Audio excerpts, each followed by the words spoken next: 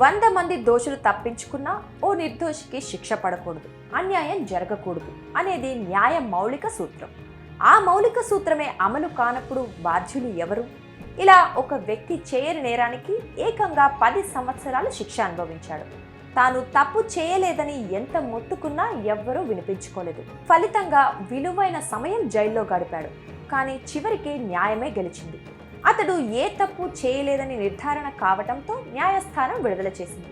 అయితే చేయని నేరానికి అన్యాయంగా శిక్షను అనుభవించి తాను విలువైన జీవితాన్ని కోల్పోయానని కోర్టుకు వెళ్ళాడు. అతడి వాదనలు సమర్థించిన కోర్టు పరిహారం చెప్పి కొంత సాంత్వన కలిగించింది.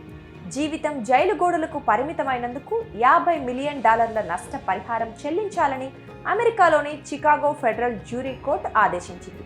ఇంత పెద్ద మొత్తంలో జ్యూరీ పరిహారం చెప్పడం అమెరికా చరిత్రలోనే ఇదే మొదటిసారి.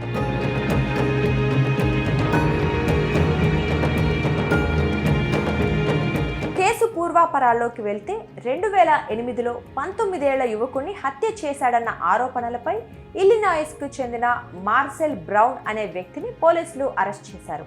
ఈ కేసులో విచారణ జరిపిన న్యాయస్థానం పోలీసులు సమర్పించిన సాక్ష్యాధారాల ఆధారంగా అతన్ని దోషిగా నిర్ధారించింది. అతడికి ఈ కేసులో 35 ఏళ్ల జైలు శిక్ష ఖరారు చేసింది.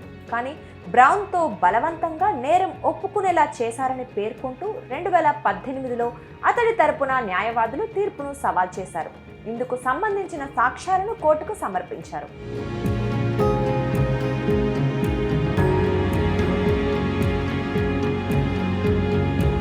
దీంతో అతడిపై నమోదైన కేసును న్యాయస్థానం కొట్టేస్తూ బ్రౌన్ను నిర్దోషిగా విడుదల చేసింది.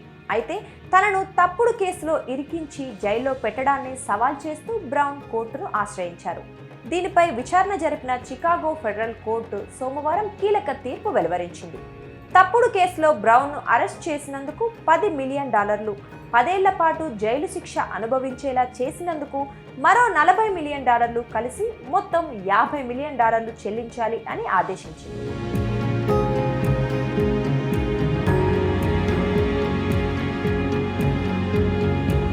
అంటే దీని విలువ భారత కరెన్సీలో దాదాపు 419 కోట్లకు పైమాటే.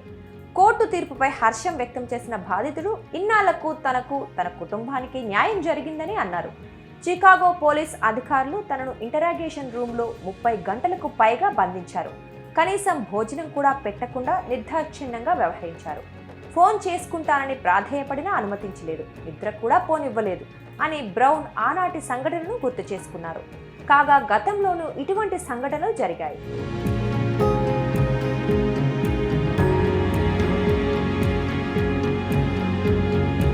ఫ్లోరిడాకు చెందిన రాబర్ట్ డుబోయిస్ విషయంలో ఇలాగే జరిగింది. లైంగిక దాడి, హత్య వంటి ఆరోపణలపై అరెస్ట్ అయిన అతడికి కోర్టు మరణశిక్ష విధించింది. తరువాత దీనిని యావజ్జీవిత ఖైదుగా మార్చింది. అయితే అతడికి నేరంతో ప్రమేయం లేదని పౌర హక్కుల సంస్థ లోవి అండ్ లోవి సాక్ష్యాలతో సహా కోర్టులో నిరూపించింది. దీంతో అతన్ని విడుదల చేసి పరిహారం కింద $119 కోట్ల చెల్లించాలని కోర్టు ఈ ఏడాది జూలైలో ఆదేశించింది.